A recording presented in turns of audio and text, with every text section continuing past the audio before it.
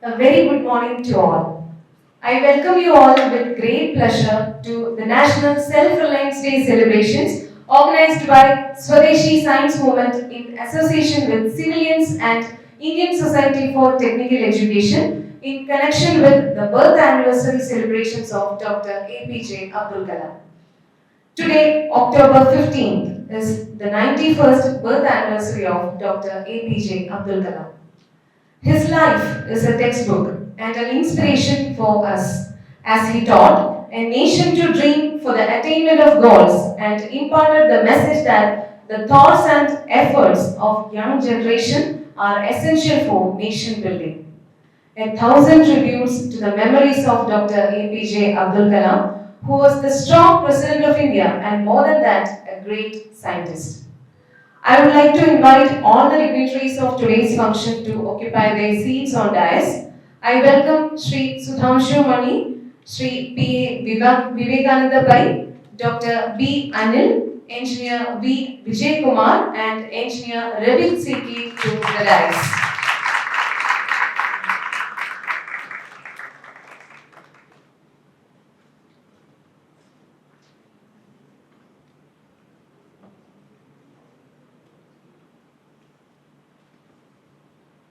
Let's begin the function with a prayer, and for that, I would like to invite Miss Anju onto the stage. നന്മയാകുന്ന കാന്തി കാണുവാൻ കണ്ണിനാകേണമേ നല്ല വാക്കിൻ്റെ ശീലു ചൊല്ലുവാൻ നാവിനാകേണമേ സ്നേഹമാകുന്ന ഗീതമോ എൻ്റെ കാതിനിണയാകണേ സത്യമെന്നുള്ള ശീലമോടെ ഞാൻ ശാന്തി അറിയണമേ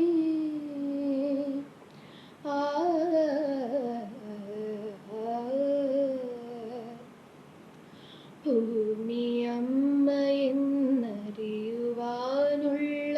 ബോധമുണ്ടാക്കണേ ജീവജാലങ്ങളാകയും ജന്മബന്ധുവായിടണേ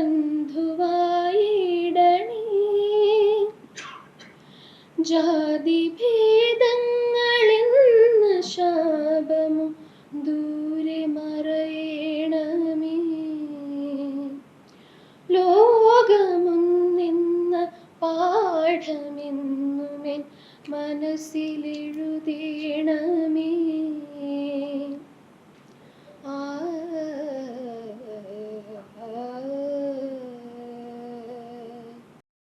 Now I invite Shri Manoj Gopalapillai of Swadeshi Science Movement for delivering the welcome speech. Namaste and a very warm good morning to all of you. I begin with a quote. All of us do not have equal talent, but all of us have an equal opportunity to develop our talents. End quote. There's another quote. If you fail, never give up, because fail means first attempt in learning. I go on to another quote. To succeed in your mission, you must have a single-minded devotion to your goal.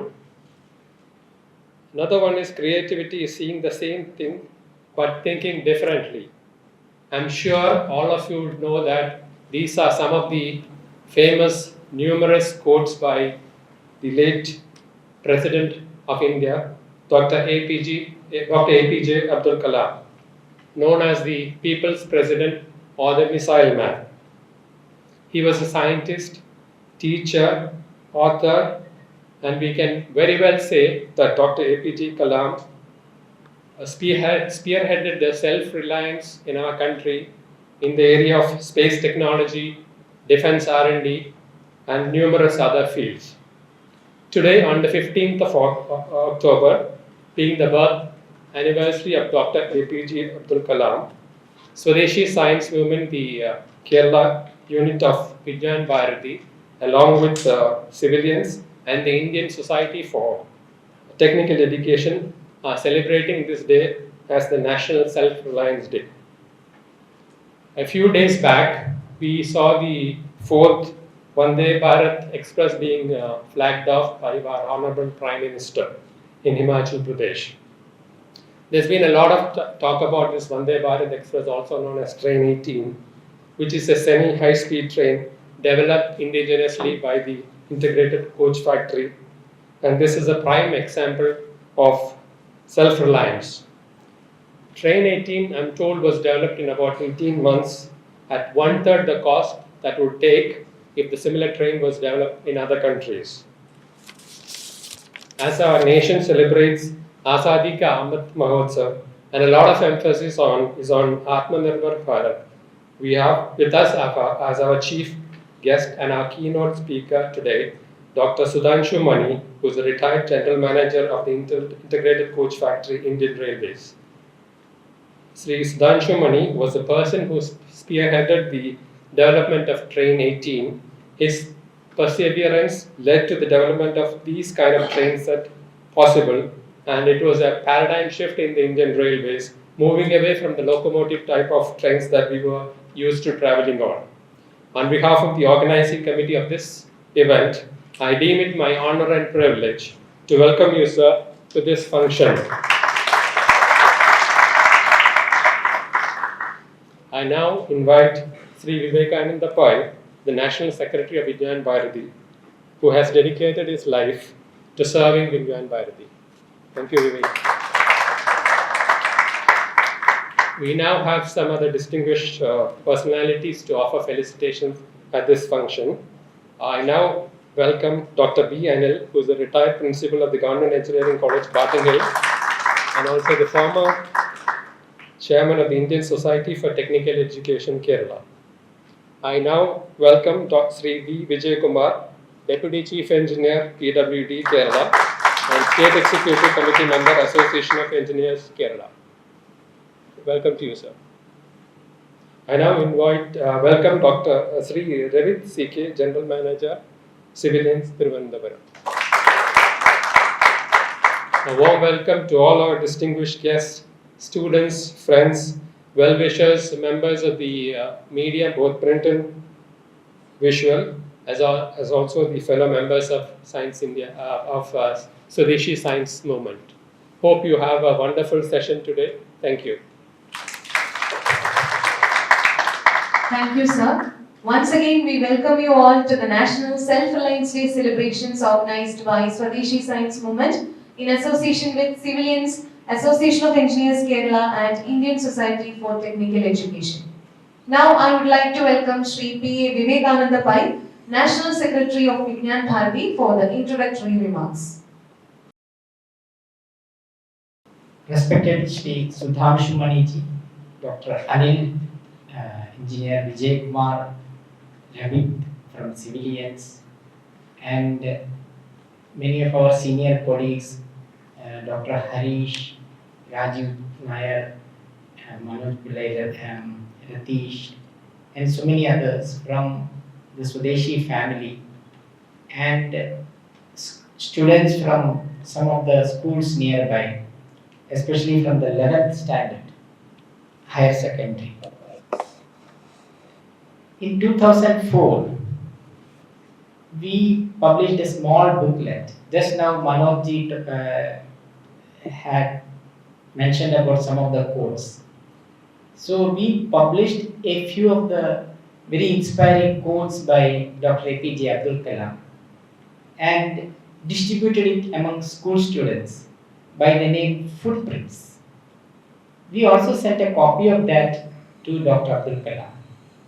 But we were actually surprised and pleasantly surprised when we got a reply from Dr. Abdul Kalam with his own signature lauding that effort.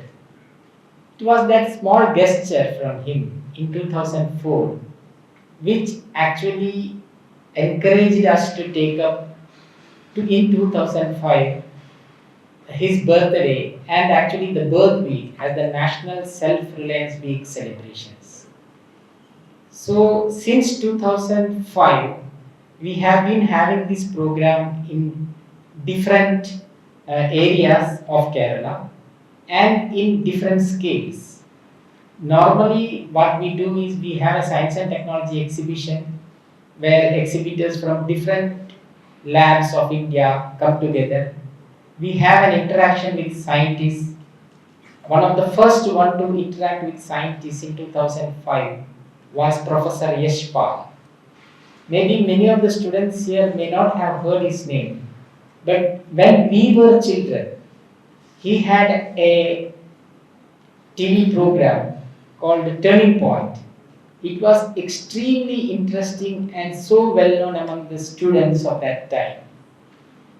So when he came to our program in Kochi, we had a large gathering of students, and the first comment he made was, "Oh my God."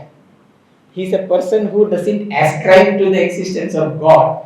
So it was quite a contradiction, paradox in a way. He came, he stood in front of thousands of students and said, first thing is, "Oh my God." But so we have had seminars in different institutions, this students gathering, then science and technology exhibition. It was a 7-day program. Then it continued till 2012 in Kochi.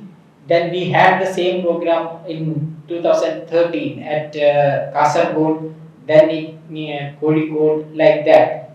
But for the past 2 years, actually, because of COVID, it couldn't take place. So this year, our program of that magnitude, we named it Swashraya Bharat.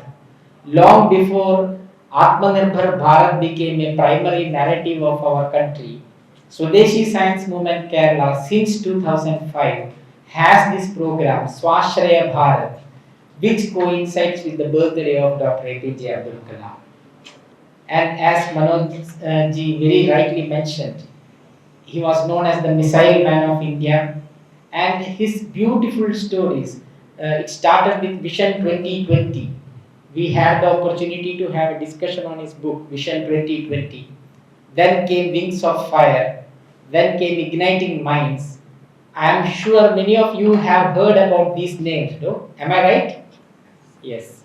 So such inspiring, and he was always very comfortable in the company of students.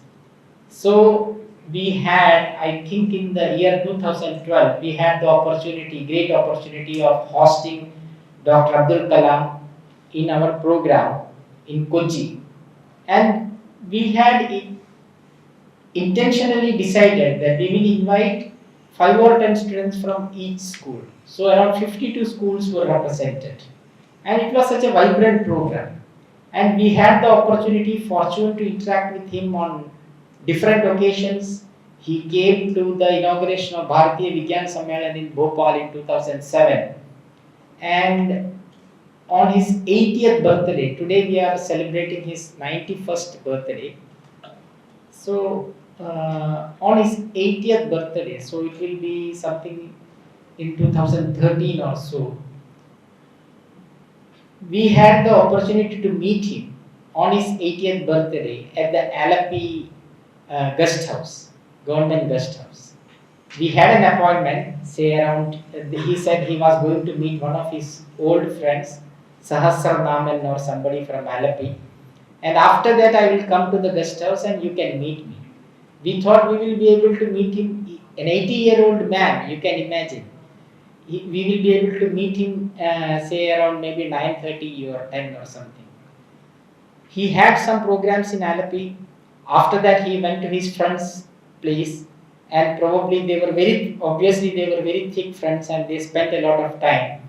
And he came back to the Alapi guest house after 12. That is why it was 80. We were supposed to meet him on October 14th, but it was already October 15th, after 12. So Mr. Ananta Krishnan from Hindu was also there, and he had very thoughtfully arranged a cake. So we had the big fortune of celebrating his 80th birthday along with Dr. Abdul Kalam by cutting a cake after 12. But the point is, even at the age of 80, at night at 12 o'clock, he was as energetic as we could meet him in the morning. And he was always like, we have taken him, some other persons, they wanted to meet him, they came from Kasaragod on another occasion at Ernakulam guest house, and he came back after a program by around 12:30. But even then, he didn't say, no, I don't have time. He actually met them in the hall of Ernakulam guest house, interacted with them. And the kind of love that students and teachers and others had for this person, it is amazing. I could see at the inauguration of the Bharati Vijnana Sammelan in Bhopal, there were thousands of students, and Abdul Kalam came to the stage. Everyone started just moving towards the stage.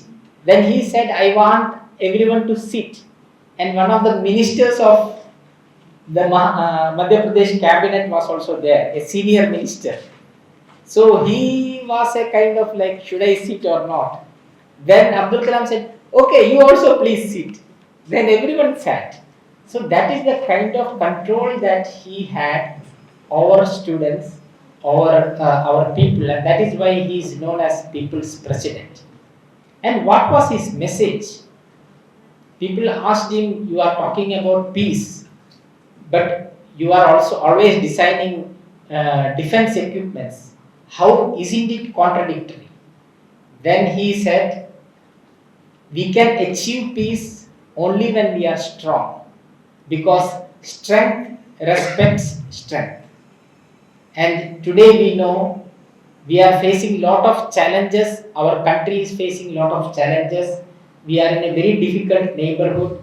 As late Atal Bihari Vajpayee said, we cannot change our neighbors because they are there. So we cannot change our neighbors. It's a challenge of our geography. And then now we see that the principles that Dr. Abdul Kalam introduced, the work ethic that he introduced, and the passion for our national security that he introduced, that is standing us in good stead. We know we have a wide range of missiles today. Our space program is quite strong, and even in the case of nuclear, we have the strength today. Without these, we could have imagined the plight of this country today. Even with all this, we are being stared upon by some of our neighbors. So it is our responsibility to imbibe the messages of Dr. Abdul Kalam, and not just get the message, how to make it practical, roll out in our life. And that is why we are fortunate that we have one of the great technocrats of our country, a person who designed despite odds, because I have been very fond of this since the train 18 came in, and many of the reports that came out, the kind of travails that he had to go through, because he was being very creative, original thinking, and also daring to innovate. Actually, in many countries, what will happen is such initiatives will be encouraged to the hilt, whereas unfortunately in our bureaucratic ecosystem, what I read about, now we will hear from him not that much, but about a positive aspect of it. Read about was that he had to go through a lot of difficulties because of that. The whole thought was that science is the preserve of the best. Now that has changed.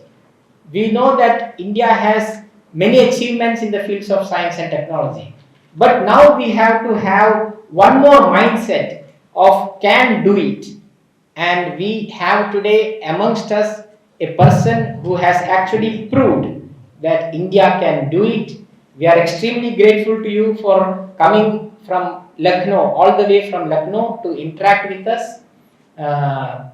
Welcome Sudhanshu Maniji, and looking forward to his interaction and lecture on this very inspiring subject of Vande Bharat, the saga of Vande Bharat. Namaste. Thank you so much, sir. We have a very special guest today, Shri Sudhanshu, former General Manager, ICF Chennai Indian Railways, who led Vande Bharat Express project from concept to delivery. And I would like to invite Dr. U.S. Harish, Senior Principal Scientist, CSIR NIIST, to introduce our special guest for today's program. Good morning and namaste. I have the pleasant duty of introducing the distinguished personality of today's function. I think most of the elders know him by the work that he has done to this country, but for the benefit of my youngsters, I shall be reading out his profile, some very salient aspects of the profile, because the profile is so large that I will be looking to the time that he has devoted for the presentation. So, Shri Sudhanshu Mani retired as the apex position of Secretary to the Government of India from the Indian Railway Service of Mechanical Engineering Department. He is a fellow of the Institute of Mechanical Engineers, London, and he has held very significant positions as General Manager, Integral Coach Factory of Chennai, General Manager, Southern Railway Chennai, and Southwestern Railway Hubli on additional charge. He was for a short stint as Director General of National Academy of Indian Railways.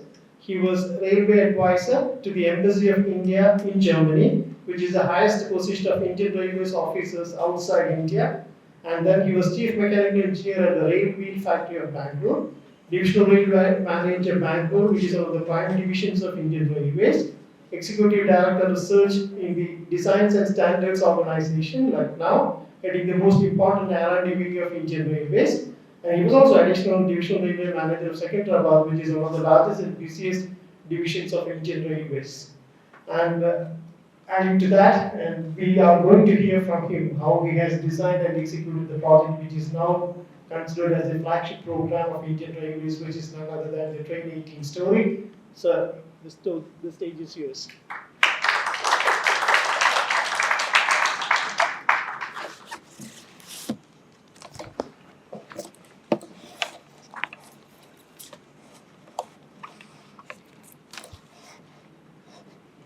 Good morning, everyone. First of all, I'm grateful to Mr. Pai, Mr. Manoj, and Mr. Nayak for offering me this, affording me this opportunity to interact with you. I'm happy to see so many students. I was not aware that the audience would have students, but I will try to speak in a manner which would convey more to you.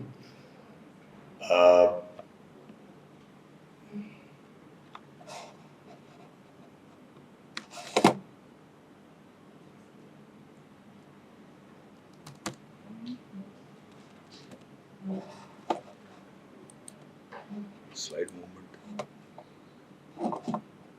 No, next slide. It doesn't go to this. Okay, that way. So, Mr. Manoj spoke of many quotes of the People's President, Dr. APJ Abdul Kalam. It's not fitting it here fully, but what I'm going to speak to you about can be described in this quote of the great president of ours, and that is, dream is not the thing that you see in your sleep, but is that thing that doesn't let you sleep. I come to you as a railwayman for life, some also call towards the end as a government CEO, Indian Railways. You can love, you can hate, you can criticize, you can appreciate, but is certainly an organization that you cannot afford to ignore. I'm hardly an accomplished speaker, that's why there has been so much wisdom down the ages. I have those grand, great uncles I borrow a lot from. The poet Kabir, 600 years ago, my English uncle, Shakespeare, 400 years back, and my nearest uncle, the poet Ghalib of Delhi. I will attempt some humor, but unfortunately for you, I'm a railwayman, so I have an inherent right to be derailed, so you cannot derail me. So there are a couple of slides which have gone missing. It's not important, I'll let that slip. I will start with what you people in Vijnana Bharati and Swadeshi movement invented before the government did, self-reliance of India. The purpose of Make in India initially was simply to facilitate manufacturing in the country, to make it factory of the world. Then came COVID and the government refashioned it as Atmanirbharta, with the hope that these lions of Make in India would roar and take India towards self-reliance.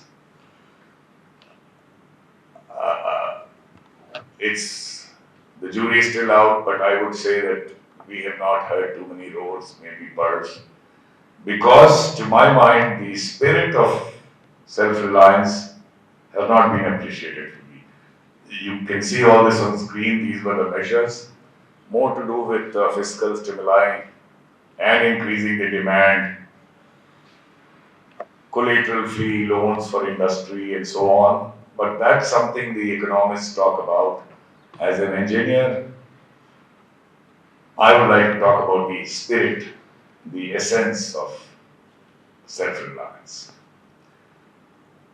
To begin, I'll tell you you can read what is there in the blue.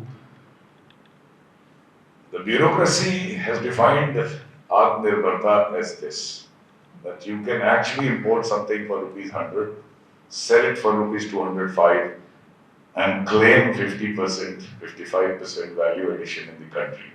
So it's simplistic, but it's happening because it's open to misuse.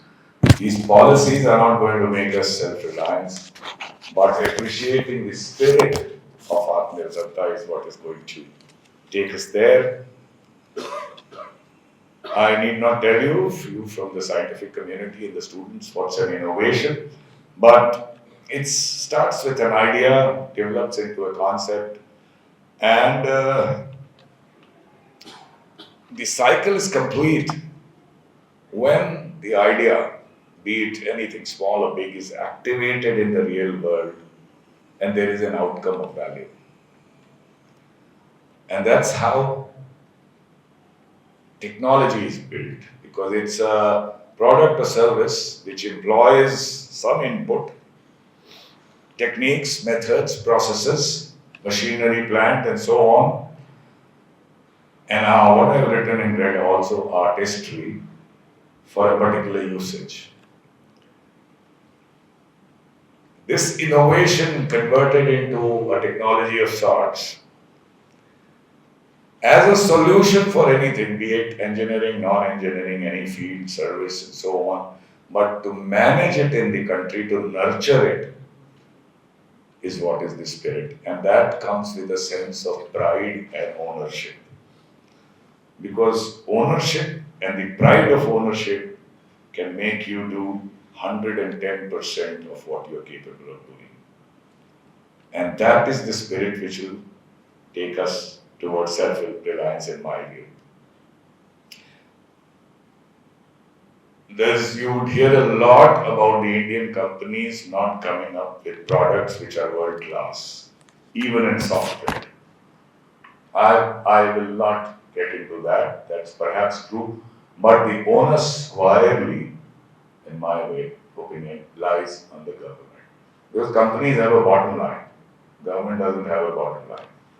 Government has to spend in a country, not in a business. The government is the biggest spender. It invests in not merely economic growth, but it invests in a possible global standing of a country.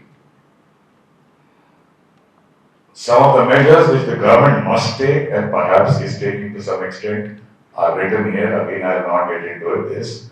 But one of the things which I always mention is we talk about transparency and we talk about level playing field.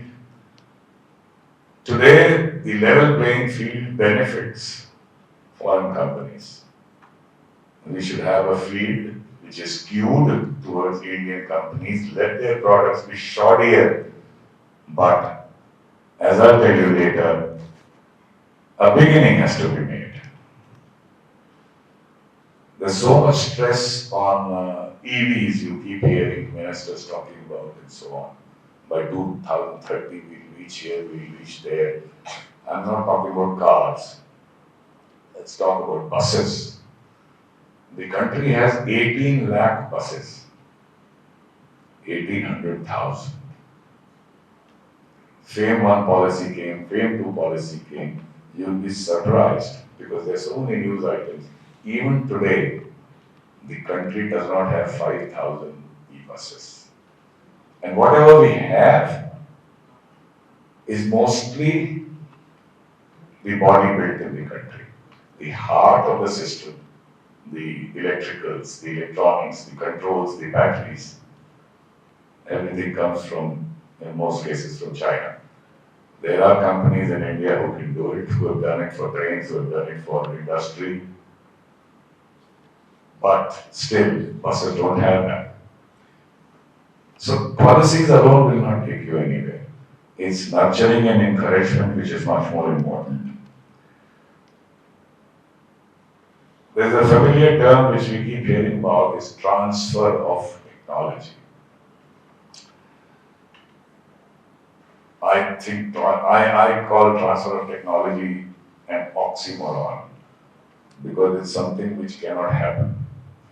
Technology cannot be transferred through documents, to specifications, to drawings, processes, training in a classroom, visits abroad, and going for a sojourn and not really learning, and all those things will not make you a master of a technology.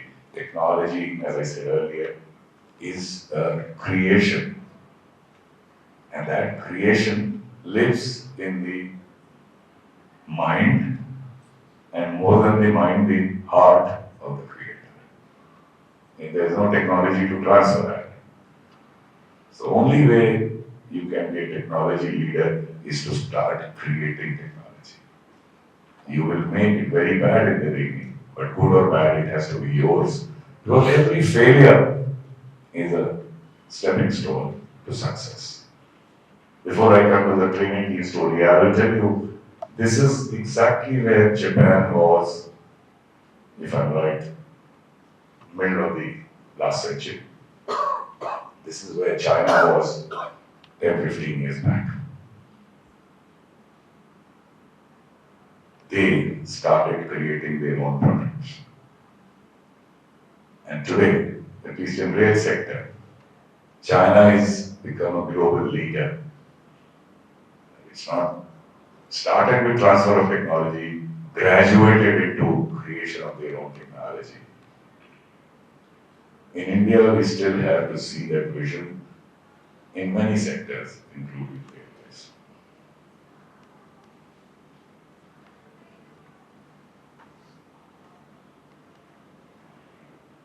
But to begin to do anything, I have a question, and since we are young people, I will throw the question to the audience, especially our young friend.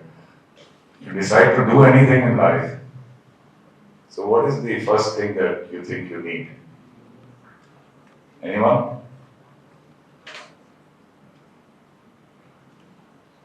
To do anything anywhere. Yeah, I heard something. Sorry? Confidence. Yes, of course. Will. Okay, so will, confidence. So there's no straightforward answer to this. You can have your own creative answer. But usually you will hear of vision, leadership, determination, planning, resources, all very good, absolutely needed. I have my own answer, you may like it or may not like it, I must tell you. And that is very simple. Is you start with LOVE, start with love.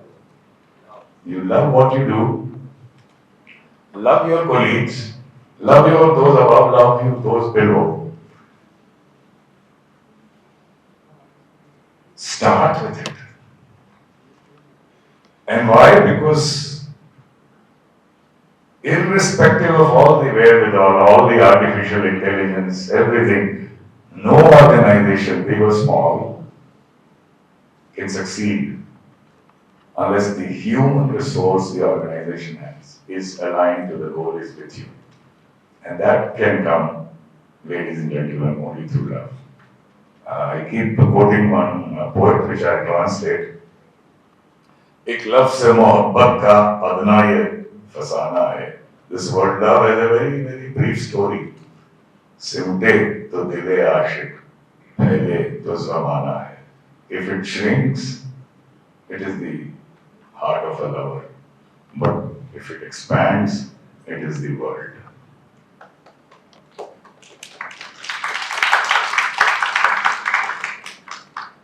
So I lost the slide, which is good because it's about the romance of Indian Railways and the legacy. You would remember as a child, and then we had children here, the scramble for the window seat in a train, because why?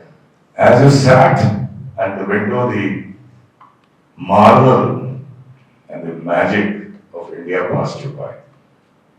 Fields, mountains, rivers, valleys, deserts, celebration, mourning, pathos, joy, hard work, grind, labor, whatnot. Crowded here, desolate there. Microcosm of India. And that you can see only through the window of a train.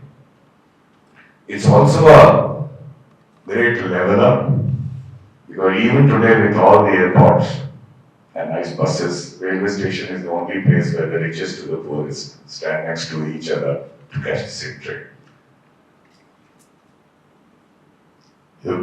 Those older here would remember standing at the open door of a railway coach looking back at a snaking train, and it would give you goosebumps. In Shakespeare's Tempest, Antonio says that travelers never did die, but the fools at home condemn them. Why? Well, he didn't say it about Indian railways, but the railways didn't exist. But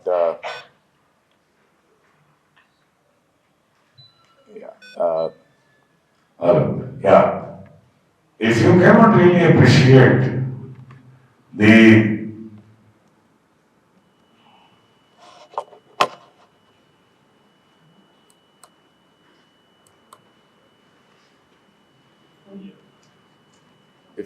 appreciate the marvel of what you see from the Indian Railway, there must be some conflicts and contradictions in your mind which you need to tackle. But I'm not here to talk about these romance. I'm here to talk about what you see on the screen.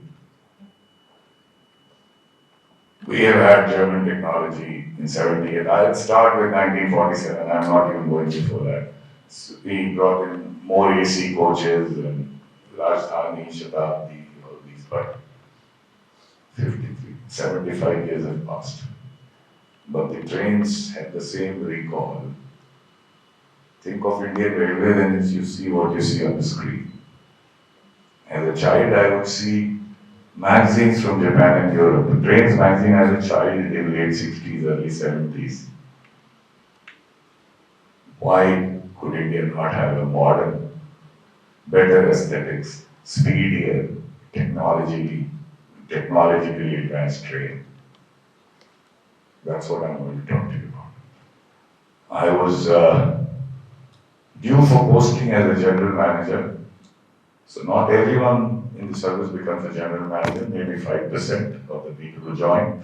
I was due to become a general manager. I had the option, in a way, to go and request as the general manager of Southwestern Railway Hubli or Integral Coach Factory Chennai, because I had this vision. I thought so about a train which could be made in India, which I could not do till I had come to that stage.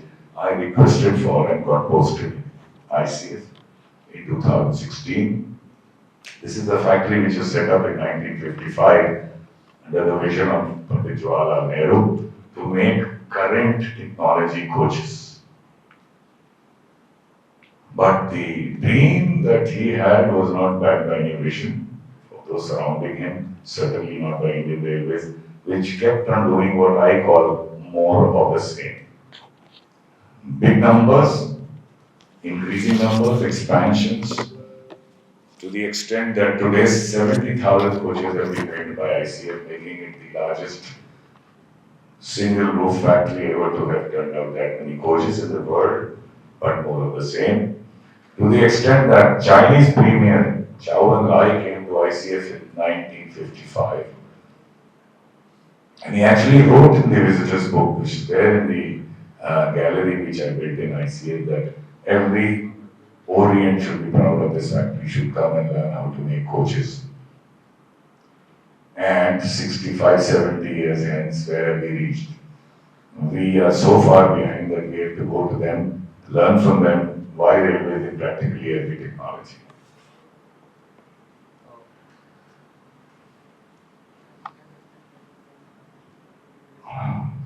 Railways is government, government is bureaucracy. There's so much of protocol, so much of distance between those who are governed and those who govern. So many procedures, all victim of a bureaucracy which is handed over to us by the Britishers. And the time to blame the Britishers is long gone. So in a corner of any government office, things are changing. If you see, you would normally see where the janitor puts his broom and bucket to clean the office. ICF also had it. So I threw that out first and converted it into what I call the family tree. It is nothing but 12,000 faces, all ICF employees, nobody bigger, nobody smaller. It was quite an effort to find your face. I had to go with my attendant to find mine, and it became a selfie point. People came with their family and took their photographs because the sense of belonging it gave to them for the organization was immense. How to break that protocol? The easiest thing was my next in line mechanical engineer chief told me that you have many ideas to do many things. Please don't interfere with the production of coaches. So I had a lot of time. I used to just move around. Large factories, so 1.5 hours, 2 hours of a walk, you would meet 500,000 people. I couldn't speak Tamil, but most of them would speak broken English or good English.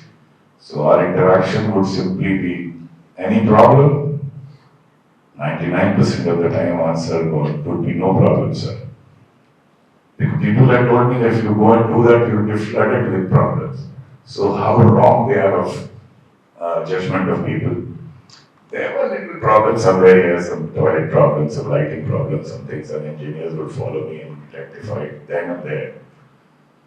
But the goodwill it earned me was immense again, because there was a wall. Many GMs had come and gone, and the workers had not even seen it, because GM would be there only sitting on some stage somewhere in some kind of a function, a celebration. It was too infratic for a general manager to move around in the factory per day and hug the workers who were making coaches for you. Even if they were greasy or dirty, if they were working, you do that, and that's what gives you value, and that's what did give you value. Another big self-indulgent problem with government officers is, I will not say politicians because it's their job to self-glorify, but the paid by people's money, the self-glorification through putting their names on plaques, as if that will make them immortal. So I told my chief engineer, within days of my joining, 1953 to today, 2016, just count the number of plaques. Locate each and every plaque. Leave aside those with politicians' name and then general managers, chairman of the board, this, that, state secretaries, chief mechanical engineer, whatever. I said, don't leave even one. Take half a day more, but give me the location and number of each and every such plaque. Well, he thought that plaques are ignored, once the officer goes, they get dirty, people even spit on them, not intentionally. So he thought the GM has an intention to get them all cleaned up. The next day he came and told me he's at 162 or something. I said, okay, it's 11 o'clock. You have time till 7 p.m. today. Put all your staff, throw them out, throw them in the dust. Because that's ridiculous. From now on, I'm going to spend a lot of money. 10,000 crore is the budget. I will steamroll everyone. 0.25% of this is mine, which will be spent on facilities, amenities, facilities, in the factory, in the community, in the colonies. And everything that will be inaugurated by the senior most staff of that section. Because he is the one who was given blood and tears and sweat at that part. And he's the one who's going to appreciate. He's the one who's going to value. And that's what happened. Because they would come with their family again, with tears in their eyes. Couple of years, 1 year, 6 months to retirement. We would simply give them a shawl, a small memento of a coach, and put his name on the plaque, nobody else's. We did 540 such inaugurations in 29 months. Except some 10-15 where we spent huge amount of money, 5 crores upwards, we would call a luminary of that field, never called a politician or a senior railway officer. So, 500, if everyone has at least 5 to 10 people one can influence, you have won over 5,000 people without doing anything extra. But I'll just take some water.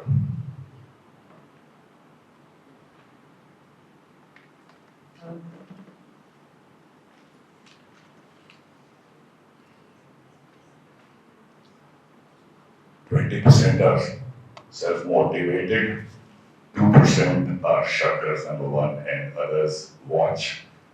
For those others to work because shirkers won't, there is only one solution. Throw these shirkers out, and Government of India empowers you. It's wrong to say that government job is secure. I sacked 165 people in those 29 months because remember, there's a Hindi line which I greatly respect is क्षमा शोभती उस भुजंग को जिसके पास करल हो उसका क्या जो दंतहीन विषरहित विनीत सरल हो, which means mercy is good for a snake which is poisonous. A snake which has no poison, has no fangs. Mercy from such a snake is useless. What you have to do is, and don't punish people. In India, railways, there is a tradition, you stop his parcels that he gets, stop his increment, because that's one more addition to your workforce of disgruntled person. If it's a small mistake or something, excuse it, counsel him, that's it. But if you have to punish him, throw him out. Don't keep him in the organization, because he will always pull down the organization. Having done that, then you can show some mercy if he deserves from his family point of view or is likely to be reformed. Last thing before I go to the training routine story is about ideation, which is always in government pushed from the top. It has to come from the bottom.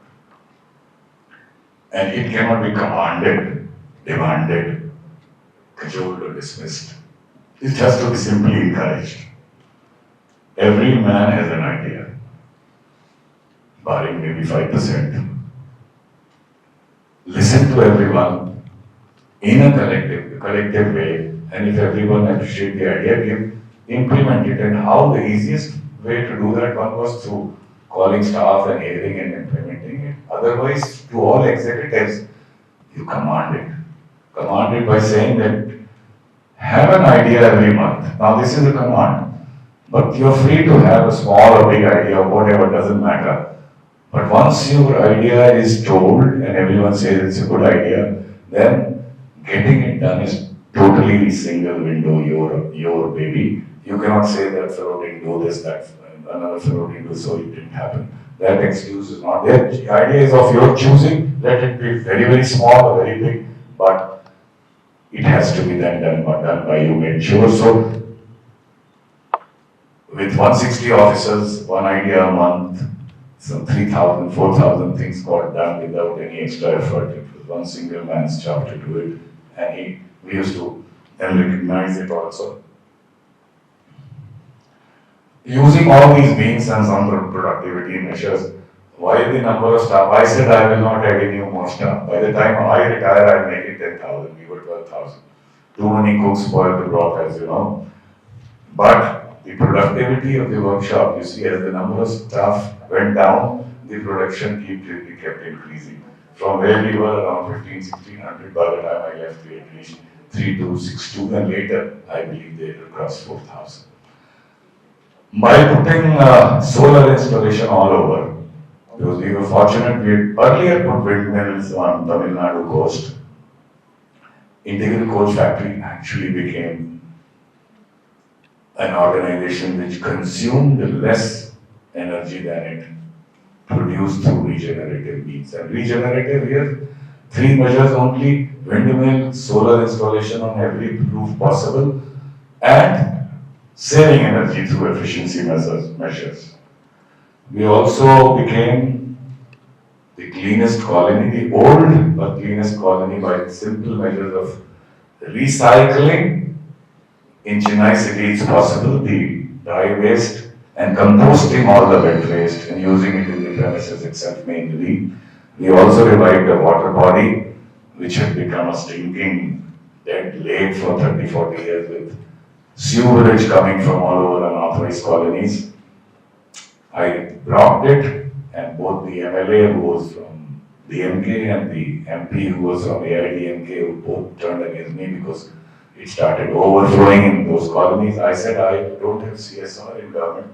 I will assist you in some means to divert it, but your muck cannot come in my lake. And through community effort, a lake which had not seen pelicans for 40 years, now these pelicans descend there twice a year. And in 2019, when Chennai faced huge water shortage, this lake still had water.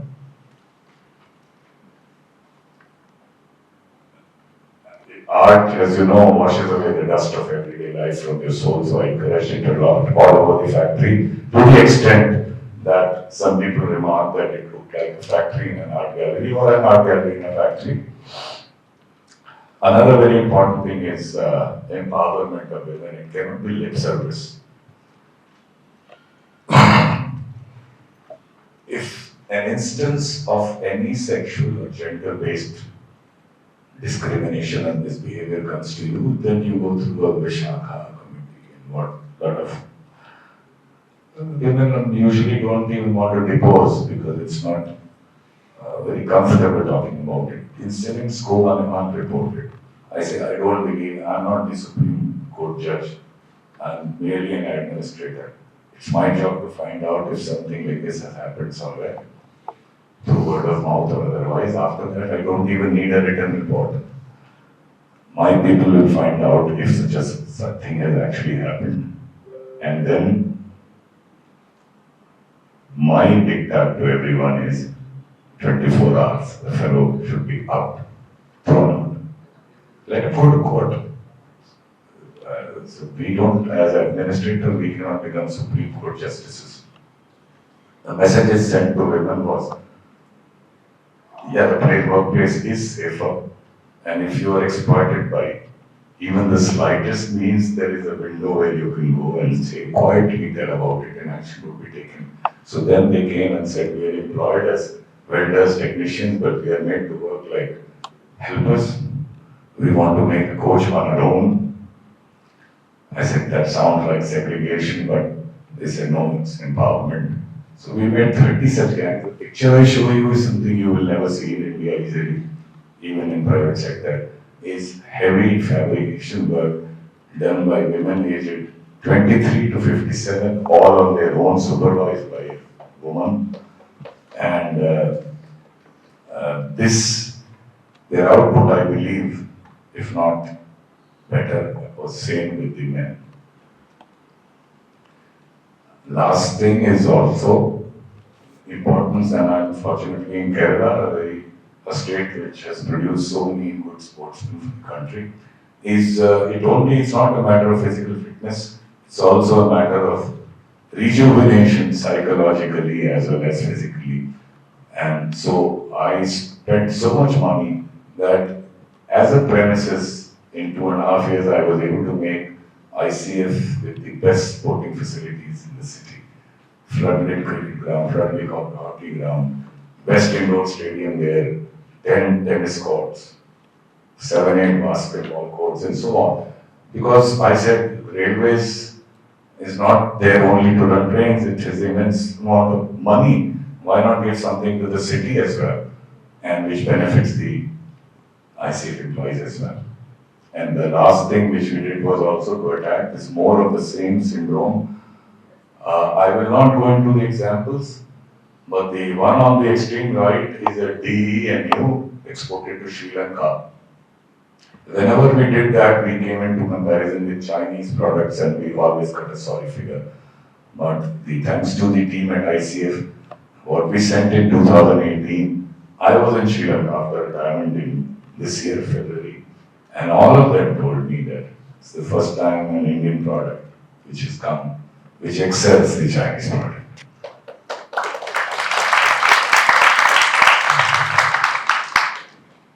So what's a train set? I've come to the main story now after taking so much of time.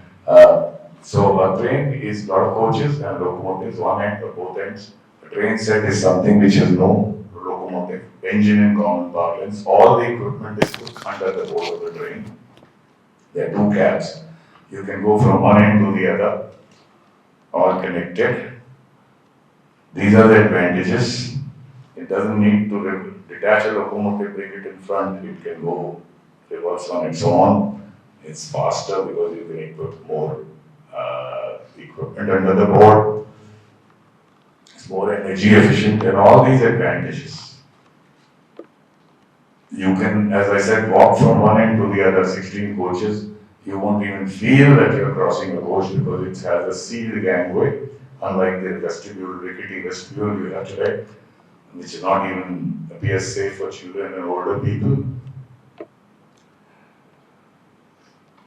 So if train set is the thing which is being done for 35, 30 years all over the world, why is it that it's not being done in India? So the reason is this. So railways have departments. One department maintains locomotives, another department maintains coaches. So nobody's bothered about what the country needs. It's whose fiefdom it is going to be, because now the train is neither a locomotive nor a coach. It's both. So that struggle is on for last 25, was on for 25, 30 years. I was also part of it, cannot deny that. But what the country needed had receded, and what a department of Indian needed to build its own empire had become prominent. Then of course there is always an import lobby. I will not go into what I have written from Shakespeare's saying on the right, but believe me, after retirement I do feel that what that gentleman said 400 years back is so true. Because all the ill-gotten wealth that you can have is not going to be of much use to you. But on the other hand, virtue makes you so bold that you are never fearful. This is something which I speak to you from experience myself, as well as having seen many of my seniors and others. And it's a wealth very much worth accumulating. Anyway, coming to the story, there were lobbies who wanted to import, lobbies who didn't want to import, and all that struggle was going on for 30 years, and no sign of a train set. You see, we all curse so much that's around us. because nothing works. Your state is a little better, go to any other state, you will find something which that doesn't work. Your bus service doesn't work, your drainage system doesn't work, your this doesn't work, that doesn't work. We keep cursing, but all of us tend to forget a very little dot where we can make a difference. Because even the Prime Minister of India cannot change the entire assembly. He also has a bigger dot, that's all. That's the one we need to be worried about, to light your own candle, don't curse the darkness. शिकवा जुल्मत शब से कहीं बेहतर होता कि अपने हिस्से की क्षमा जलाते जाते. Instead of cursing darkness, light your own candle. And that was the time for me now in ICF in late 2016. And that's when the question of dream comes. We are all told that we should realize that, live our dream, we should pursue our dream. That's all very well. But first thing you have to do is to support your bread and butter. Having done that, then only you can look after your dream. So it's better to have that dream lurking somewhere, don't let it extinguish. Because you don't know when the opportunity will come for you to realize it. And this was the time for me. Because talking about all my service life, about the poor look and the recall of a train, and as the general manager of the largest factory, which had become largest after making 3,000 coaches in the world, if you don't realize it, then you were not dreaming. It was a nightmare for you, and you kept it like a nightmare. So I had these things, I had the vision, dream was always there. I also had very good fortune, because the officers and the staff, design and manufacturing staff, bequeathed to me, not my doing, who had this chutzpah, this audacity to do something new. They were not getting that opportunity. All I needed to do was channelize that and get the country what it needed at that point. But there were some doubts. One doubt was simple. Where is the sanction? Because you may be a GM all powerful, but you need sanction from the ministry. So I said, I'll get you that, but what a foolhardy person I was, because division, and they thought I was trying to spin a yarn.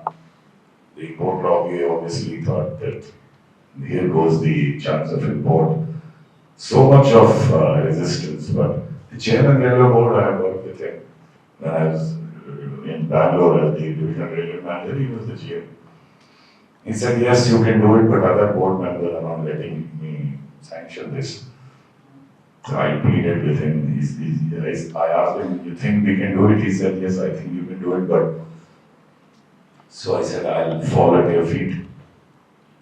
I'm not leaving it till you give me the sanction. And I promise that I will make this train before you retire. He was retiring in July 18. This was April 17. I lied. It would not have been possible. But to get the sanction, that was all right. And I got the sanction same day. And then I told the team that here we are, we have to start. They said, it's all, we are raring to go, but 200, 250 crores is what we were to spend. First time such a thing would be attempted. If it doesn't work, then who will be the scapegoat? It was very easy for me to say that I am retiring in December 18. It gives us 21 months. But what can they do to a retired old man? If it doesn't work, then I take that. But if it works, all of us will get so much credit. That fired them on. Because you see, our doubts are always our traitors, as Shakespeare said. And that's what makes us lose the good we might win by fearing to attempt. We don't attempt.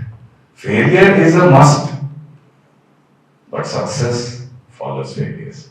गिरते हैं शह सवारी मैदान जंग में वो तिफ्ल क्या गिरे जो घुटनों पे बल चले. Only a mounted soldier can fall in battle. A soldier which crawls can never fall. The time of your crawling are over. We will all mount together and try to give the country a product that it has been waiting for 30 years. I've told you about technology. We decided this is going to be our own, totally, good or bad. We will not go for any collaboration of any kind to make it. 70 years of learning have at least taught us that we can make a good train, if not world class, a good train. We did a reality check. Of the 150 odd areas, I shortened it. There were 3 areas which you see in the blue where we were not, we didn't think we were there. We means ICF as well as the allied industry which has made great progress. That's when I said we'll not go to a company. Having worked in Germany, I know of consulting firms which you provide your design consultancy. They have no stake in future supplies, they just want to do a good job. We will engage them with one condition that we will work together. Every line that you draw, every word that you write will be with us. And the IPR will remain with us. We will not only get know why, know how, we'll also know the know why. Next time we want to design a better train, we don't have to go to anyone. So we engage these consultants. Remember, it's also foolish to think that you can do everything. That's also Shakespeare has taught us. That the fool thinks he is the wisest man. But a wise man must know himself to be a fool first, and therefore it is always better to be. So because accepting that you don't know is easier instead of hiding the lack of knowledge. So we engage these consultants as a witty fool. And then I told, now is the time for you to do your hard work and show to the world. Again, I borrow from the God. And these next couple of years or whatever time are your test. So there were glitches, joys, everything, but one last doubt was told to me that such a project usually takes from concept to final design something like 36 to 42 months. We are in April. By the time you retire in December, we would have made all the manufacturing drawings, but manufacture would not have started. So the next leader would say, why are you purchasing this trouble? What's wrong with more of the same? You abandon this project. So where would we be, the excited staff of ISTE after 18 months? I said, yes, that's a genuine problem. So I can have only one solution, is that our minds might not have reached where the Japanese or the Western world has reached, but we still are Indians who can work like donkeys, work like hard, burn your midnight oil. And what the world does in 42 months is something we will do in 18 months. And we will turn out the train, good or bad, before I retire, so that it is fait accompli, nobody can really change anything about it. And to remind everyone that the train is going in calendar year 2018, we'll call it Train 18. And we were lucky, fortune favors the brave, that it not only got turned out in 2018, it was done in exactly 18 months, April 17 to October 2018. There was a grand unveiling ceremony in October 2018 where we allowed all the families of the integral coach factory to come and see the train their family had made. And there was a crowd, believe me, of upwards of 6,000-7,000 in the factory, the protected area. But that day everything was allowed. It went through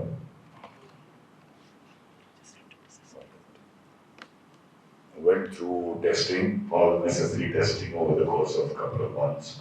And the first time the train ran over 180 kilometers per hour in India successfully. With all tests which were done, it passed all the tests in ride quality and acceleration and lateral forces and so on. And it was finally launched in service by the Prime Minister himself in February 2019. I retired in December 2018 as Vande Bharat Express. Another one I had started making, which was turned out that year, 2 trains were running, and now, after 3 years, gap of 3.5 years, trains have started coming out of ICF again. The negativity that happened between between early 2019 to later part of last year is something which is not worth talking about here. The important thing is that the project has gained ground in huge numbers, and you will see many such trains. The latest one is going to run from Mysore to Chennai.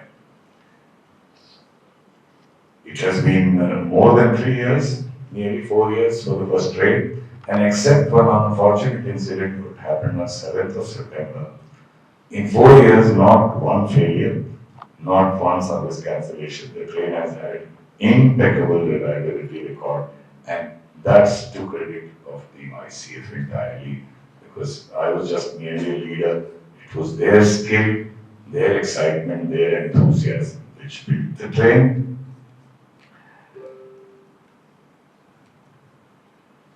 And the last message to you all, especially the young people, 1,000 such projects are possible in India, are burgeoning, are growing. All it needs is leadership, empathy, sense of purpose to do it. Thank you very much. Thank you so much, sir, for your enlightening words. Next, we will have an interactive session with our chief guest, Shri Sudhanshu Mani. Those who have questions may please raise your hands, and our volunteer will be reaching you with the microphone. Thank you, sir, for a wonderful lecture and sharing your experience. My pleasure. I would like to know how you overcame the bureaucratic hurdles. Usually in government, you face a lot of hurdles, and nothing new is accepted. They go by the precedents. So your question is, since there was no precedence, how were you able to? Yes, yes. Yeah, so that was you're very right. It's only, actually development projects in railways which at the beginning says that we need credentials of people who have done similar work. And even for something which has not been done in India, you put such credentials, which is so self-defeating. So that was a problem initially, apart from the import lobby, which was a minor part. Actually, it is that mindset which prevents us, as I said, from experimenting. So this was a struggle, but when you have the zeal to do something, you always find somebody who thinks like you or is at least there to support you, which was in the form of the chairman of the board. Had he not been there, had he also failed to give me the sanction, there would not have been any trade. That's a fact. And we would be nowhere in terms of a modern trade today. So I do believe that in spite of all the cynicism and so on, large organizations or even smaller organizations do have people who support you. So what you say is very right, but still one should not lose hope. There is always hope if you are determined to do something. Thank you.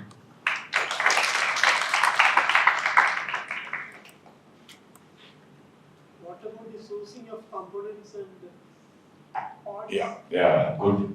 Actually, one difference which I failed to mention, it was not merely the capability of ICF staff, the railway staff, but little more than what was possible in a government setup in ICF, it was the allied industry. The allied industry, because they are not bureaucracies, frankly, have made more progress than the railways factories, and they have reached, they have not world class, but they have they have it in them to reach world class. That's where the government steps in, because the government has money. They are businesses.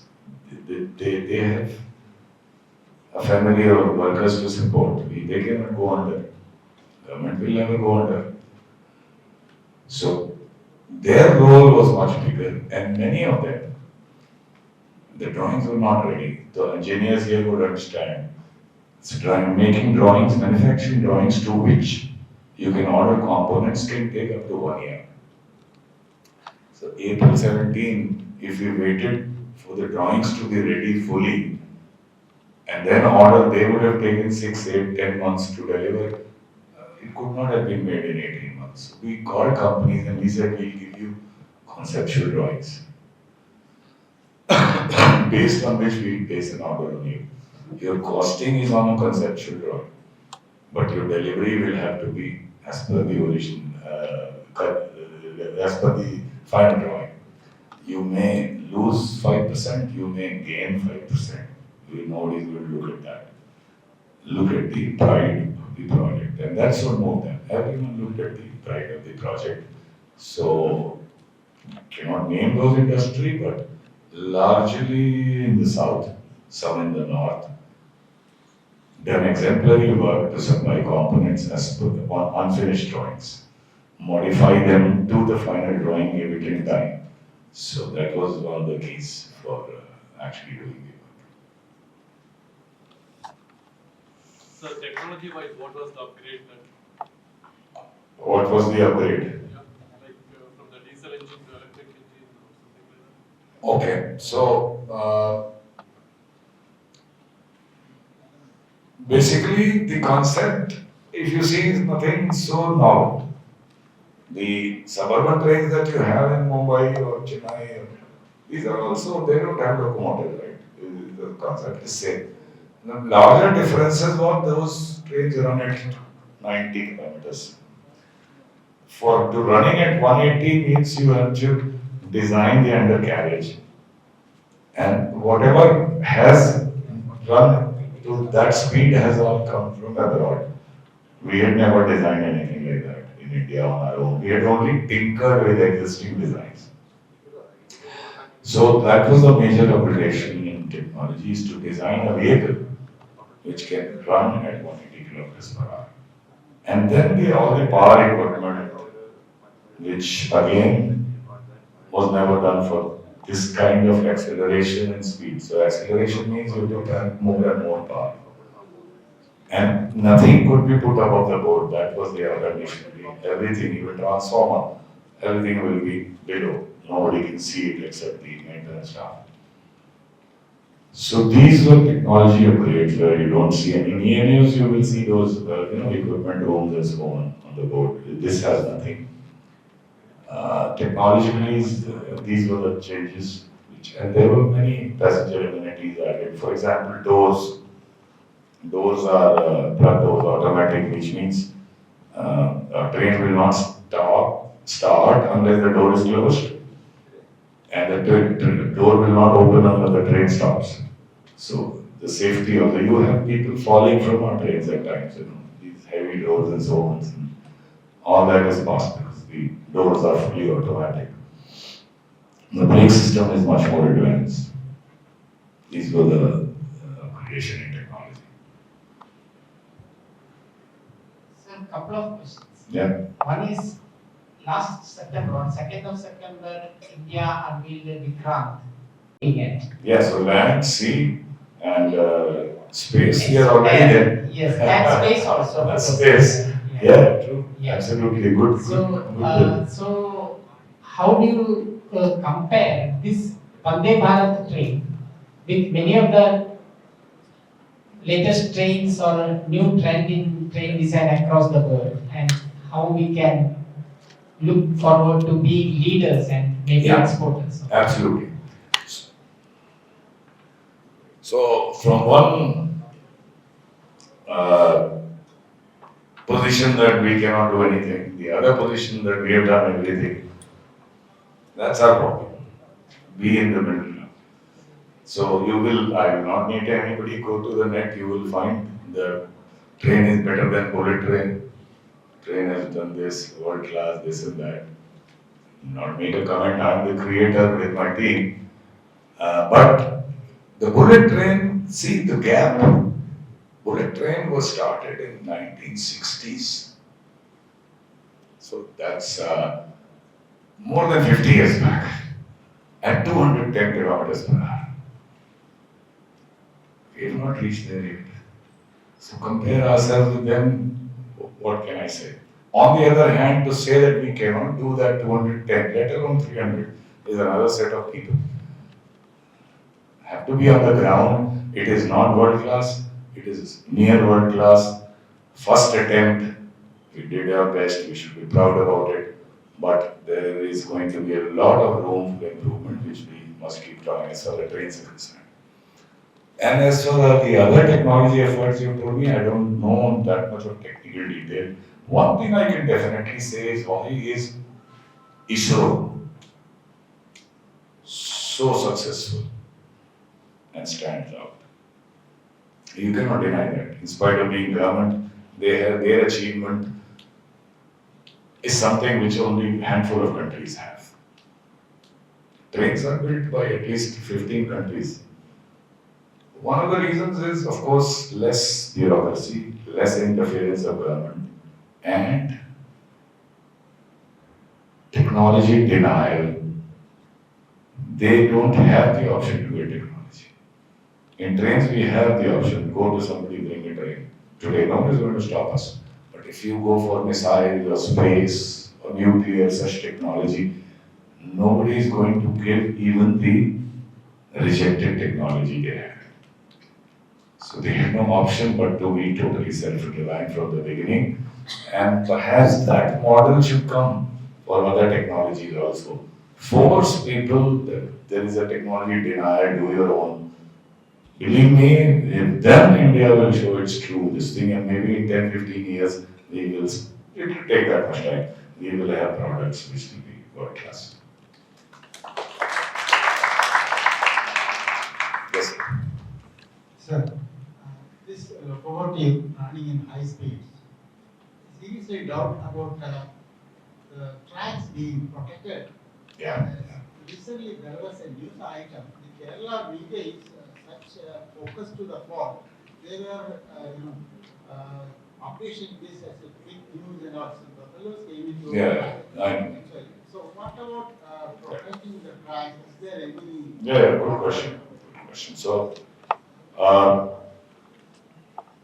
So every day, at a guess, but not less than 10, could be 25 buffaloes or cows are killed by Indian railways. So that goes to 5,000 plus every year. It's not news, but Vande Bharat got badly damaged. It became news and rightly so. First, if you compare it with a bullet train and within 6 days you have defaced it, so if you hype it up, you should be ready to face criticism. That's how I look at it. But the fact of the matter is that with all that, all the protests against cow slaughter and so on, the bovine population is going up. It's already the biggest in the world. And now even the older animals are not just left by villagers, especially in west and south. They just go around stray. So you have this stray cattle problem unique in India. Separate matter, you need to solve it. But if they come on the track, the train we designed was for 160 km per hour operation, 180 test. And at 160, it is mandated to have a fence track. Unless you have a track fence, you cannot run at 160. So we designed it accordingly. But we thought, okay, if in some rare instance a cow may come on the track, so the support is strong. The FRP covering of the nose, which gives its aerodynamic performance and which also makes it aesthetic, will get damaged, but that is replaceable. It goes to the depot and gets replaced with some effort. That was the design concept. But infra has not kept pace. 160 km track with boundary or fencing have not been built except a small stretch between Delhi and Agra. So just making a train will not do. You have to improve that infra. And Delhi, Mumbai, Delhi, Kolkata, and later Chennai, Bangalore, all these are planned. It should be done quickly. You have to fence them in any case, because even if you don't have stray cattle, the risk of such a obstruction on the track will damage the train badly. It is not unsafe for passengers, but it damages the train. So infra has to catch up. What happened was not because of anything wrong with the train, but because the infra not having matched with the capability of the train. That is why I would still say going in hundreds of numbers is also wrong. We should go slowly, keep improving the train and improve the infra also before we induct such a large number. Yeah.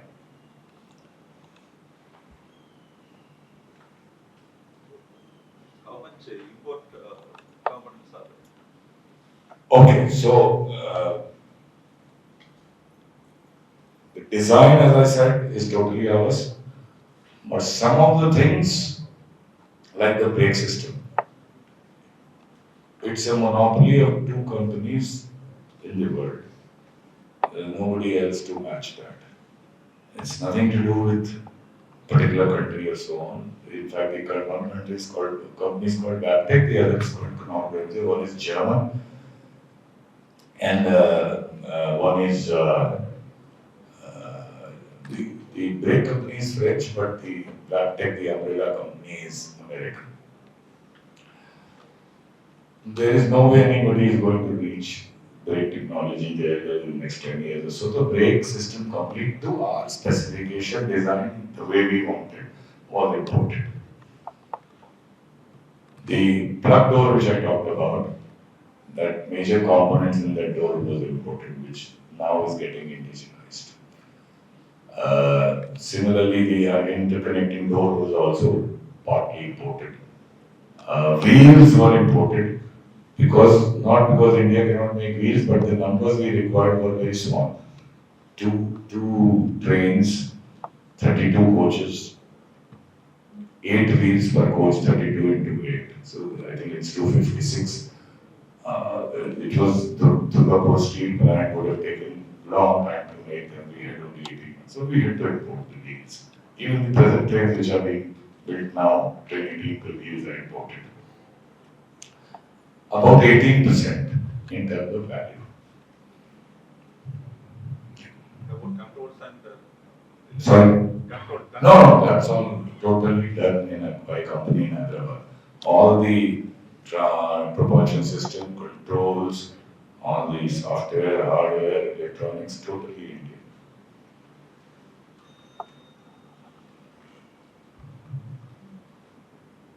What about the cost of traveling? Yeah, so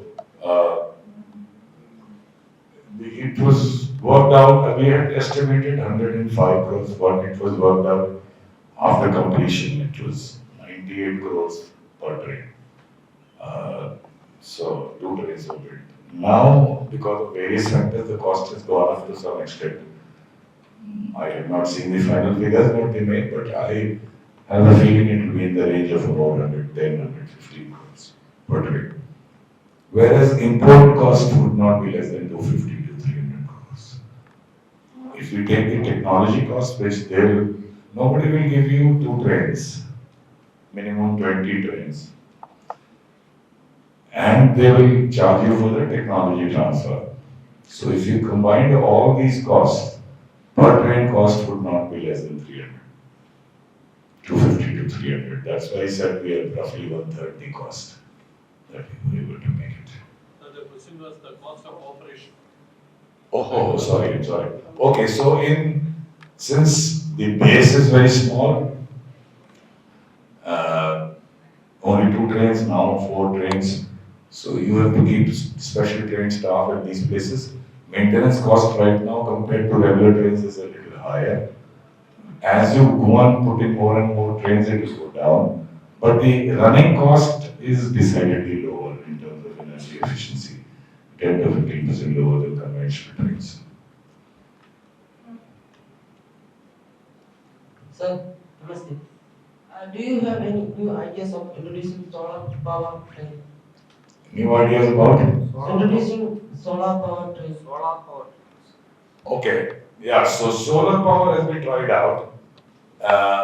The solar cells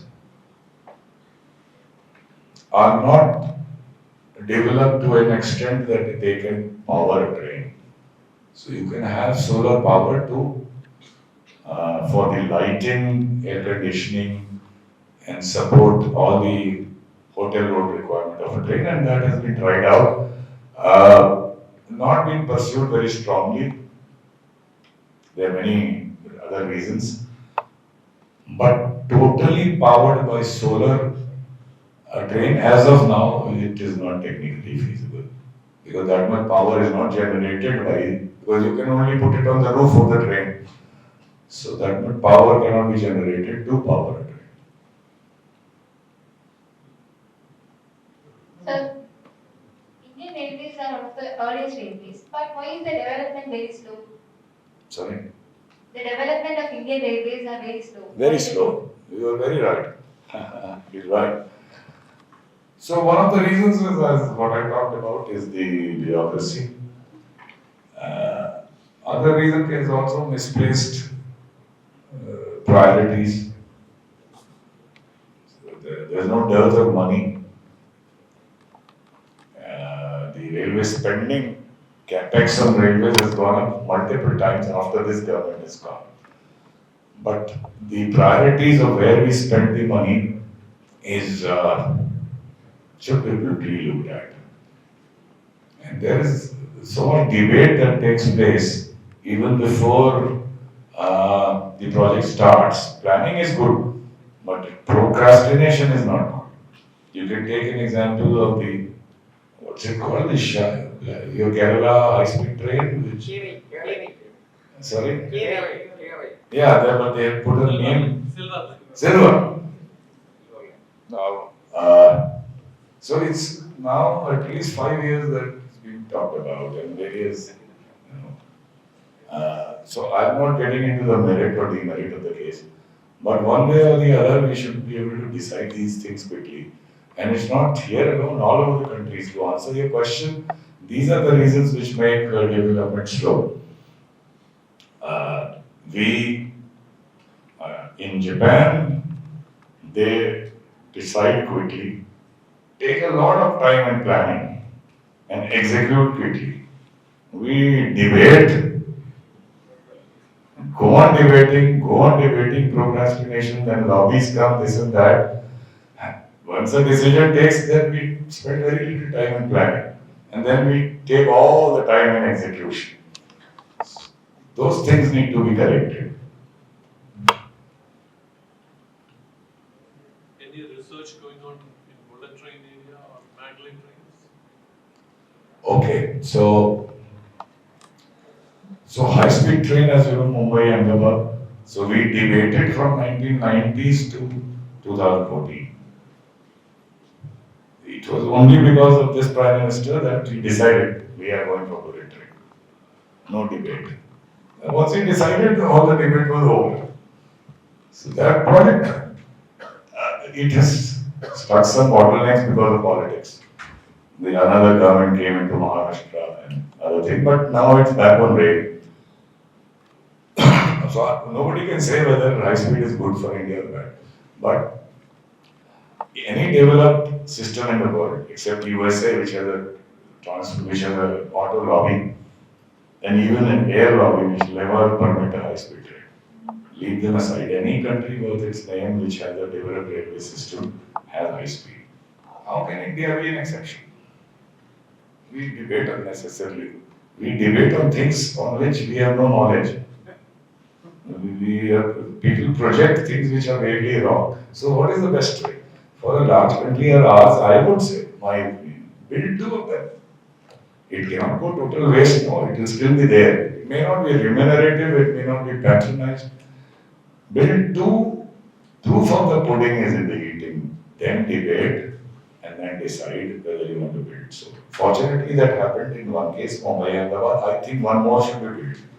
Maybe a smaller line. I would think Chennai, Bangalore. Make the trip in 1.5 hours. The air traffic will be killed. There will be no air traffic. Run 3 to 4 pairs every day. The entire, even people driving between Chennai and Bangalore will be over. Flights will be over. See how it works, then decide for other city. But we have now going for one, and we have plans all over the coordinator, diagonal, this and that, all pre-feasibility, feasibility studies. But how many will materialize, I don't know. But I don't think that's the way to go. The PM's decision to go for one quickly, immediately was very good. Unfortunately, he stuck a bottleneck. Hope things are better now. As far as Mangalore is concerned, you would have heard of Hyperloop. So now, jury's out, still not out whether it's going to be Mangalore or Hyperloop in future.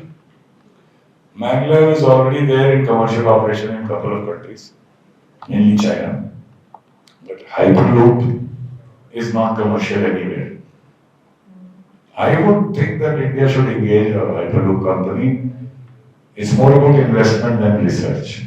Our research will take a lot of time. IIT Madras is doing something, but it's not coming in a hurry.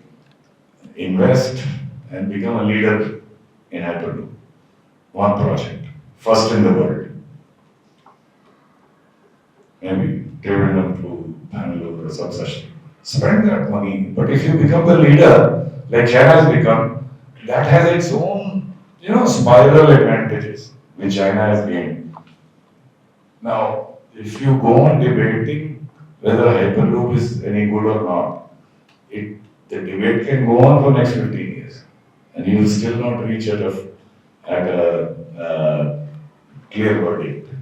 So at times, government has to take such bold steps.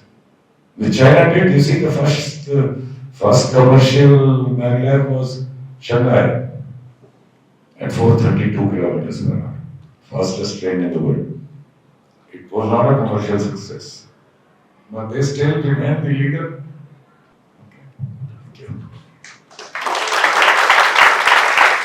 That was really an effective interactive session. Thank you so much, sir. Thank you all. Now I request all the dignitaries to occupy their seats on the dais. Respected Chairman, Chief Guest of the Day, Sudhanshu, other dignitaries on and off the dais, dear friends and students. Good afternoon, all of you.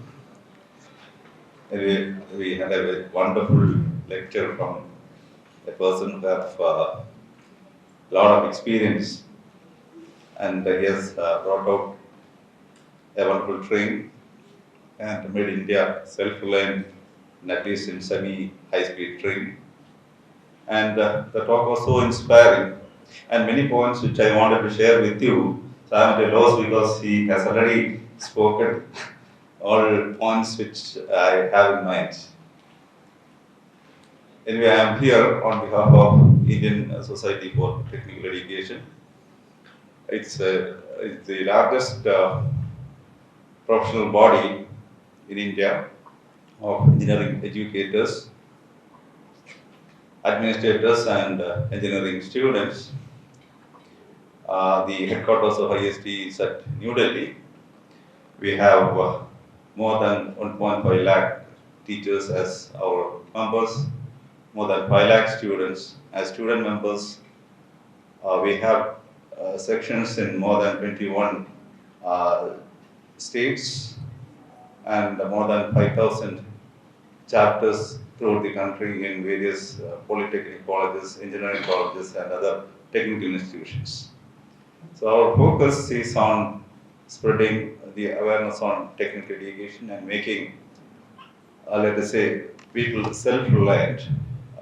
Our motto is to make master students and master teachers so that the technical education field can become self-reliant. So there is a saying that if you give a person a fish, a hungry man a fish, you will feed him for a day. But if you teach him how to fish, you are feeding him for the rest of the life. So it's all about getting self-reliant. So India as a country, if you just look at it, at the time of independence, we were a country which was very poor, and we were denied so many things by the colonists. But over a period of time, in 75 years of time, in certain areas we have come up and became self-reliant, especially in food production, milk production, in space technology, atomic energy, and many other fields we became self-reliant, and we are on a par with various other countries in the world. But in general, in manufacturing sector and many other areas, we find that there is a big gap. As our chief guest has pointed out, in areas where we were denied, we have developed our own technology and we have come out successful. So denial is one motivator of creating self-reliance or becoming self-reliant. And self-reliance will not come on its own. One has to do hard work, and of course it's based on the foundation is knowledge, and knowledge, not only you gather knowledge from various areas, but one has to do own research to create new knowledge. And not only create knowledge, you must be bold enough to apply it. So we need people, or in a democracy, we have policymakers who must be bold enough to make that decision to go ahead. But what happens is, when you have opportunities to get cheaper products from outside, we have a tendency to depend on them. And as a result, our industry will suffer, and we never try for product development, because product development is a costly affair, and spending money on research is only in very few areas we do that. Anyway, you have seen the journey of Train 18 and the bold decision which made it possible, and committed effort of employees and leadership. I hope the same thing will happen in other areas as well. I congratulate the organizers for organizing such a program and bringing our chief guest to this venue, and allowing us to have an opportunity to interact with him. I also thank the organizers for giving me an opportunity to deliver this felicitation. Thank you once again. Thank you all. Thank you so much, sir. Now I would like to welcome Engineer V. Vijay Kumar, retired Deputy Chief Engineer, PWD Kerala, and State Executive Committee member of Association of Engineers, to deliver the felicitation address. Good afternoon, friends, respected dignitaries on and off the dais, and my dear young children. In connection with the 91st birth anniversary of our great President Dr APJ Abdul Kalam, the Swadeshi movement has taken up initiative to organize this function, and we heard a narrative speech of the Train 18, the Vande Bharat Express. We have got a lot of information on the subject from our speaker here, and we had a good interaction with him, and he cleared all our doubts. And I hope in the near future we will be able to increase the number of trains, this Vande Bharat train, in all sectors across the country. I represent Association of Engineers Kerala. It is a service organization of 3 engineering departments in the state, namely the Public Works Department, the Irrigation Department, and at present the Local Self-Government Department, the LSTD. It has about 4,500 members on the road. Even retired engineers can also continue to be in the association. And on behalf of the Association of Engineers, I congratulate the organizers of this function, and I also extend my sincere thanks for having given me this opportunity to come here and felicitate the function. I extend all success to the future endeavors also. Thank you. Thank you so much, sir. Now I invite Engineer Retd, General Manager, Civilianz, to deliver the felicitations. Good afternoon all. First of all, a very much thank you to our sir, because that's a nice section. Also, we have so many doubts in that. It's all about clear. Is it? Is it? Yes. I am here on behalf of Civilianz. The Civilianz means we are giving coaching for BTech diploma and IT holders to government sector as well for PG. Also, I here to remember a quote for APJ Abdul Kalam sir. Never rest after your first victory. If you fail on the second, there are so many lips to say that you are just won the first because of a luck. So, I give an advice to here. So, which of them are the last benches in the class? Please raise your hand. Please raise your hand. Yes. നമ്മുടെ Abdul Kalam sir പറഞ്ഞിട്ടുണ്ടല്ലേ, last ബെഞ്ചേഴ്സിൽ നിന്നാണ് നമ്മുടെ നേഷന്റെ ഏറ്റവും വലിയ പദവി നമ്മൾ സൃഷ്ടിക്കുന്നത്. അപ്പോ നിങ്ങൾക്ക് മാത്രമല്ല ബാക്കി ഇരിക്കുന്ന മിഡിൽ ബെഞ്ചർ ആയാലും ഫസ്റ്റ് ബെഞ്ചർ ആയാലും ഏവർക്കും നിങ്ങളുടെ വിഷൻ സക്സസിലോട്ട് എത്തട്ടെ എന്ന് ആഗ്രഹിച്ചുകൊണ്ട് നിർത്തുന്നു. Thank you. Thank you, sir. Now I would like to invite Shri Rajiv Nair of Swadeshi Science Movement to deliver the vote of thanks. Engineers build the nation or build the world. Anything new in this world is created by engineers. But the pain they undergo, the pain the team undergoes, is something which is known only to them. After the project is done, people are happy using it. But here, today we saw a man who is so happy to explain what he has done, right from its concept to its execution. And the words of happiness that is reflected in all the words what he mentioned. It is something an engineer enjoys after the fruitful completion of his project. Sir, we salute you for this accomplishment.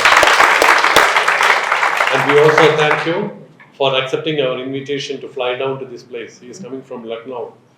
You can imagine almost 2 days of travel, even by air.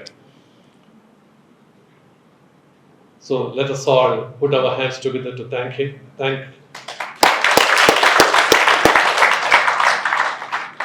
I also like to thank Dr. B. Anil, who has accepted our invitation and has been here since morning and talked to us. Sir, in future also we expect all your support, and I am sure we can combine our ideas, join together and do many more functions together. We also have Shri Vijay Kumar, our senior engineer, a well-known figure in engineering fraternity, who is guiding a lot of engineers, who is able to control a lot of engineers, who will also support in our future endeavors. Thank you very much, sir. Shri Ravi and his team was always there for supporting Vijnana, Bharati and Swadeshi Science Movement. Without Ravi's support or such organization support, we as a group cannot function because it's a voluntary group. Ravi, we thank you for all the help you have given.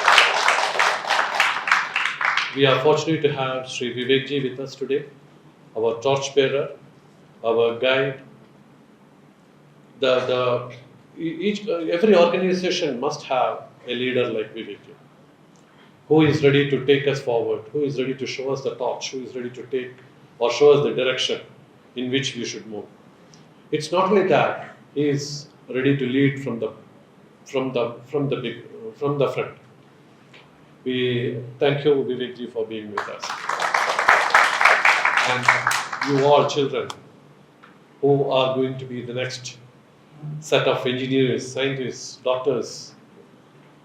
If all these words spoken today can give a spark and change your life to the goodness, we all will be happy, because that is what we all are aiming here. It's not that we celebrate Dr. Abdul Kalam's birthday alone. That should inspire you people. It's not that the Train 18 is running. But we just saw the trailer today, Train 18. The Train 18 is going to come to Kerala shortly. But that you all will travel. But at that time, you should think about the project, work on that, and that should change your life. You should all become good citizens of India, good technocrats of India, good scientists of India. That will be our satisfaction. We will be very happy to hear that one.